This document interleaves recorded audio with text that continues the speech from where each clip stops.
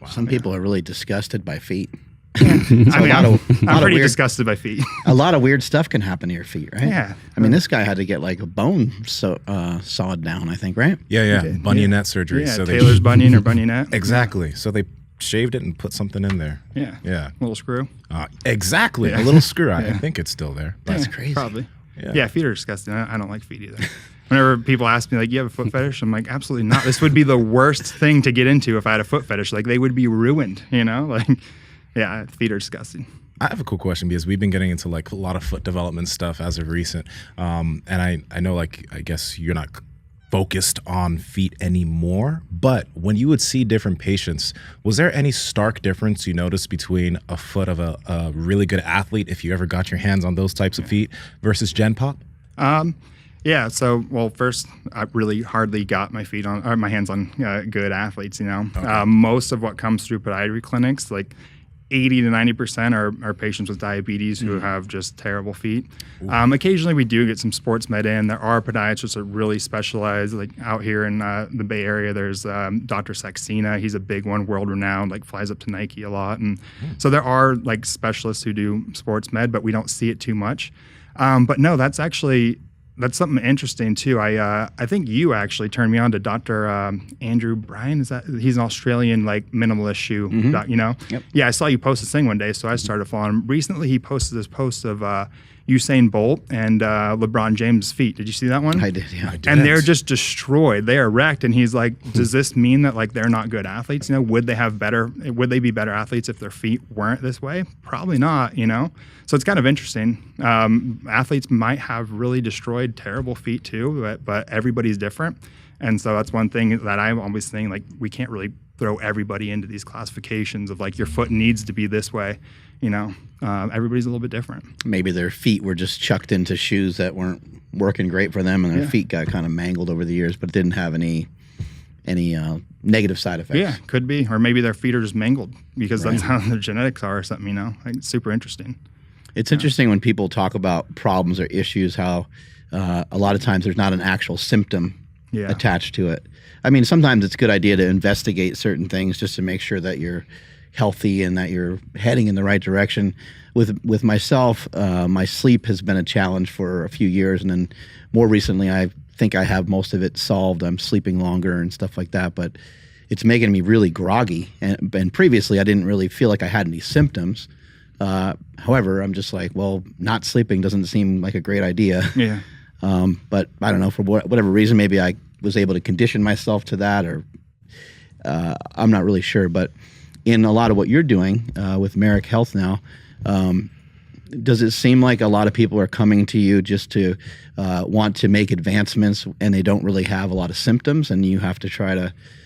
Yeah. I mean, you're trying to service the client in some way and give them what they want or what they think they want, but you probably have to steer them a little bit towards, well, hey, you should be really grateful and thankful that you don't have any symptoms right now. You actually are heading in a pretty good direction. Yeah. And here's what I suggest, kind of thing. Yeah, I'm huge on that. Like, symptoms are big, and what we do at Marek is a lot of the subjective of how you feel. We definitely correlate it with lab work, and we do crazy extensive lab work, which is awesome. And a lot of people just come just to get a peek at that, which is cool. But symptoms are really the huge driver.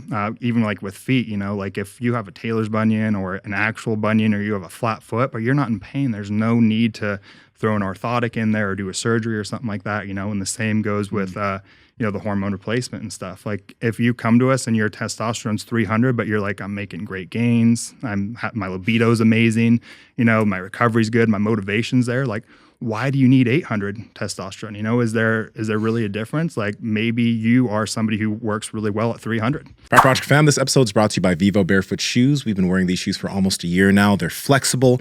They have a wide toe box. They allow your feet to get connected to the ground, and they will make your feet stronger, and they don't look like shit like a lot of these other barefoot shoes. Andrew, how can they get them? You guys got to head over to vivobarefoot.com and at checkout, enter promo code PowerProject to save 20% off your entire order. Links to them down in the description, as well as the podcast show notes.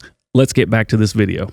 Okay, so this we're just hitting it right off the bat. Yeah. Andrew, can you look up Coach Eugene Tiao? the Eugene Instagram? Yeah. His Instagram. And the reason why I want to mention this guy is because he's super jacked.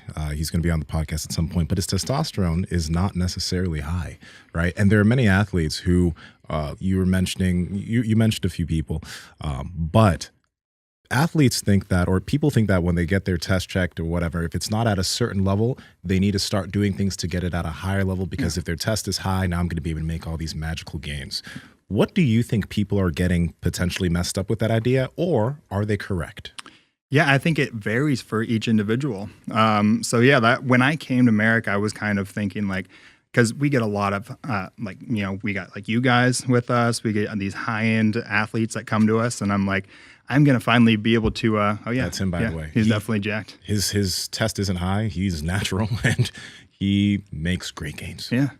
Yeah, so I was thinking like I'm gonna finally get to see like all these fake natties, you know. Like I'm gonna like even with you, I gotta be honest. I'm like I have a list over here. We're gonna go over that later, and I'm you know, like I'm now your doc at Marek Health. I'm gonna see it later. So I was looking over your labs, and I mean, and he did not tell me to do this. This is the first time we've talked, but I looked, and you have natural numbers at least as right now. Like I can't say what you've off, bro. Yep, I can't say what you've done for the rest of your life, but he's natty right now, which is like I was actually surprised at how many athletes come through who legitimately don't have amazing numbers. And so I think that sometimes people are misguided just by the number of testosterone. Like you don't need to have a 1500 testosterone to have amazing gains. Everybody's physiology is a little bit different. So there's a lot going on. There's the androgen receptor could be an argument, like how many androgen receptors do you have? What's the density? What's the quality of them?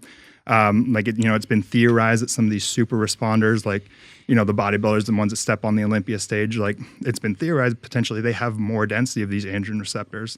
Potentially their transcription of the DNA occurs differently than ours do. Maybe they have different like mechanogrowth factor that's like an IGF of the muscle. Mm-hmm. So, there's so many other factors, not just the testosterone. Because I've seen like a guy with a 300, look like something like that. And then I've seen a guy with a 2000 running all kinds of shit. And how does a person have like 2000 just normal? That's their test. Even like okay. But I have seen some pretty elevated ones too, where it's like 1500 natural, and they're working out, not making that great of gains. Everybody's a little bit different, and to like base everything off a number is just silly. I think. Is there some other number? Is there like free testosterone, or is there some sort of ratio that if you get people in that ratio, does it seem like they tend to make a lot of progress? Sometimes, yeah.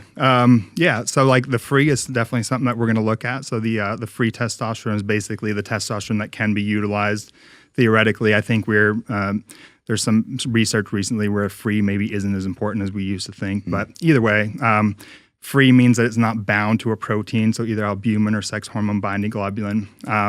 When it's not bound, it can potentially be more readily used. And so, getting that free up is really what we're trying to do.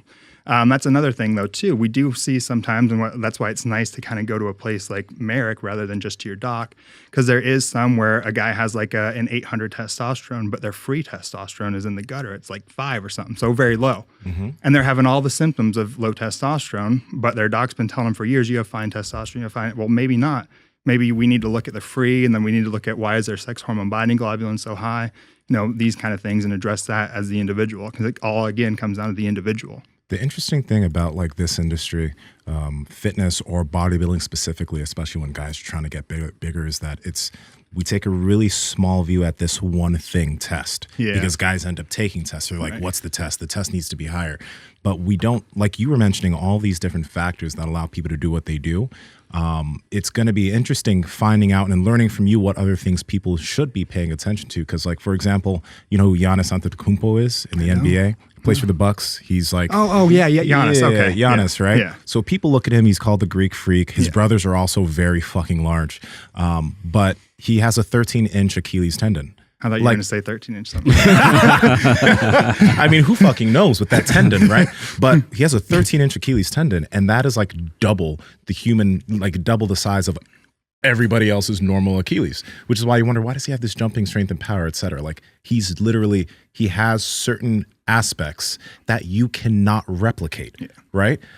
So But his calves like, don't look as good as Mark's, man. they don't. His calves are like That's a terrible problem. black man calves. It's a I thing. think Michael Phelps has like a size 15 or 16 foot, you know? So there's like these things that people are born with. And Or that, like, got giant hands. crazy and then wingspan. His Yeah. wingspan represents someone I think that's like 7'3", Yeah. and he's And like his 6'5". torso versus his legs. There's something weird there too. Yeah, right. Yeah, his torso is Really is long, and he has really short legs what it for is. his height. Yeah. Yeah, like short.